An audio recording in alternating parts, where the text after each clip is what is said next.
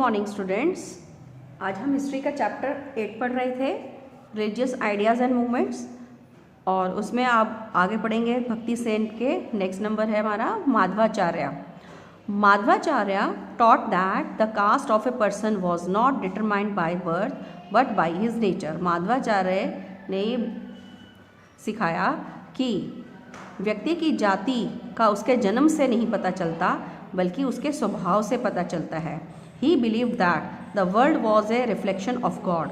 उनका ऐसा विश्वास था कि संसार भगवान का ही प्रतिबिंब है। He became popular in southern, western and eastern India। वह दक्षिण, पश्चिम और पूर्वी जगह पर मशहूर हुए। He founded 8 mutts to propagate his philosophy। उन्होंने अपने फिलॉसफी को फैलाने के लिए 8 मठों का निर्माण किया। He was born in Karnataka in 1230 CE। उनका जन्म कर्नाटका में 1230 में हुआ था।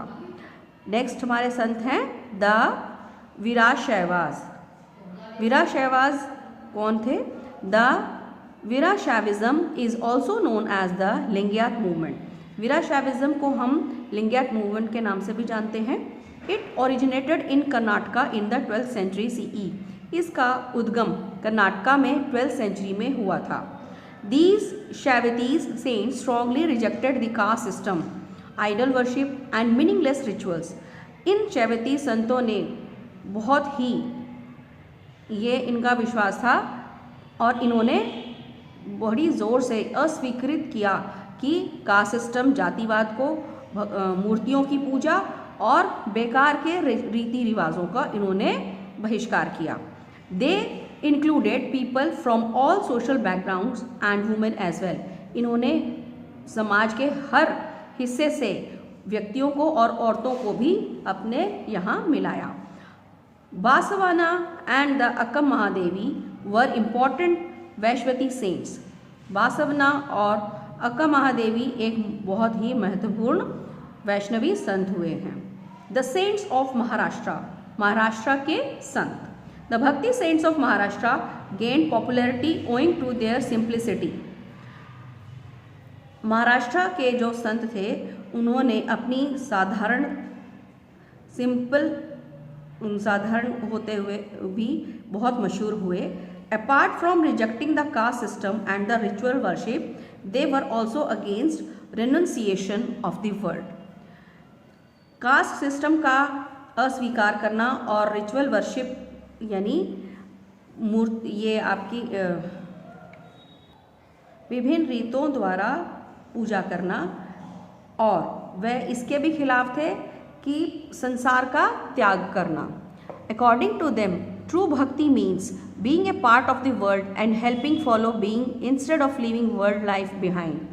उनका ऐसा मानना था उनका ऐसा मानना था कि सच्ची भक्ति वो है कि संसार के होते हुए भी, यानी सच्ची भक्ति का अर्थ है कि संसार का एक हिस्सा होना और सांसारिक जीवन को पीछे छोड़ने के बजाय दूसरे साथी प्राणियों की मदद करना। Thus they lived as householders and earned their own living। और वे इस प्रकार रहते कि गृहस्थ अपना जीवन यापन करते थे। They composed simple devotional songs in Marathi। वे मराठी में साधारण भक्ति गान करते थे। Some of the important poets associated with the Bhakti tradition in Maharashtra were Namdev, Tukaram and Dnyaneshwar. कुछ महत्वपूर्ण कवि हुए हैं जिन्होंने भक्ति ट्रेडिशन को आगे बढ़ाया, जिनके नाम हैं नामदेव, तुकाराम और Dnyaneshwar. They worship lord Vitthala और विष्णु। वे विष्णु भगवान की पूजा करते थे। The Vitthala temple at Pandharpur served as the focal point of this movement which incorporated both women as well as people from lower realms of the society. Vitthala जो टेम्पल था वो पंधारपुर में एक ऐसा केंद्र बना इस आंदोलन का जिसमें समाज के हर क्षेत्र से लोग आए और औरतें भी इसमें जुड़ी।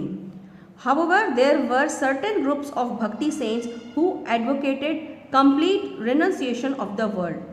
हालांकि बहुत से ऐसे समाज में और भी दूसरे ग्रुप बने जो भक्ति संत थे, जिन्होंने संसार को त्यागने का कहा था. The Nagpanthis and the Siddhas were two such groups, जिसमें नागपंथी और सिद्धास दो ऐसे ग्रुप थे. According to them meditation is the only path to salvation. उनके अनुसार ध्यान योग ही एक ऐसा मात्र साधन है जिससे उन्हें मोक्ष मिल सकता है. Thank you.